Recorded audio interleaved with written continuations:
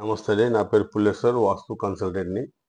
ఈరోజు మన వీడియోలో తూర్పు రోడ్డు, దక్షిణ రోడ్డు, పడమర రోడ్డు ఇలా వెంచర్‌లేసి అమ్ముతున్నారండి.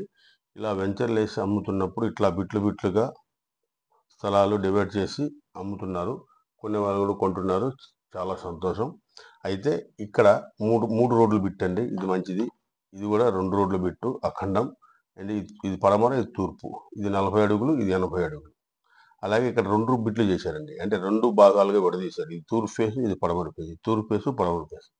అయితే ఈ 2 బిట్లు మంచియండి. తర్వాత ఇది సెకండరీ, ఇది కూడా సెకండరీ, ఇది కూడా సెకండరీ. అయితే చాలామంది ఇట్లా వెంచర్లు వేసి అమ్ముతున్నప్పుడు కొంటున్నారు. కొని వీళ్ళేం చేస్తున్నారంటే, ఇక్కడ నేను ఇల్లు కట్టుకుంటున్నానండి. కట్టుకోవచ్చా? కట్టుకోవచ్చు. వాస్తురీత్యా 100% కట్టుకోవచ్చు. కాకపోతే ఇది ఖాళీ స్థలం, ఇది ఖాళీ స్థలం, ఇది కూడా ఖాళీ స్థలం, ఇది కూడా ఖాళీ స్థలం. తూర్పు ఫేస్ ఇల్లినప్పుడు ఇక్కడ కట్టుకోవచ్చు. పడమర ఫేస్ ఇల్లినప్పుడు ఇది కట్టుకోవచ్చు. కాకపోతే ఒక్కళ్ళనే కట్టుకుంటానంటే మాత్రం డెవలప్ ఉండదండి. ఎందుకంటే ఇటు పక్క చుట్టూ ఎవరు లేరు కదా! ఈ ముగ్గురు ఖాళీ స్థలాలే. ఈ 3 కూడా ఖాళీ స్థలాలే. ఈ 3 ఖాళీ స్థలాలు ఉన్నప్పుడు ఇక్కడ నేను కట్టుకుంటానండి అంటే కట్టుకోవచ్చు. వాస్తురీత్యా కట్టుకోవచ్చు. కాకపోతే ఈ చుట్టూ ఎవరు లేకపోవడం అనేది చాలా ఇబ్బందికరమైన వాతావరణం. ఎందుకంటే ఎవరో ఒకళ్ళు ఉంటేనే డెవలప్ ఉంటుందండి. ఎవ్వరు లేకుండా నేను ఒక్కడినే కట్టుకుంటాను అంటే మాత్రం డెవలప్ స్లోగా ఉంటుంది. అట్లాగనే ఇప్పుడు ఈ బిట్టు మంచిది, ఈ బిట్టు మంచిది అని చెప్పాను కదండీ! తర్వాత ఈ 4 బిట్లు ఇట్లా సమానంగా ఉంటాయి. ఇది 40, 80, ఇది 40, 40. అయితే ఈ బిట్టు పనికిరాదండి. వాస్తురీత్యా ఎందుకంటే ఇది అఖండం బిట్టు. ఈ బిట్టు 40 ఉంది. ఈ బిట్టు ఇక్కడి నుంచి 80 ఉంది. అంటే ఈ బిట్టుని మించిపోయింది ఇది. అందుకని ఈ బిట్టు పనికిరాదండి. ఇది పనికొస్తది, ఇది పనికొస్తది, ఇది పనికొస్తది. ఇది పడమర ఫేసు, ఇది తూర్పు ఫేసు.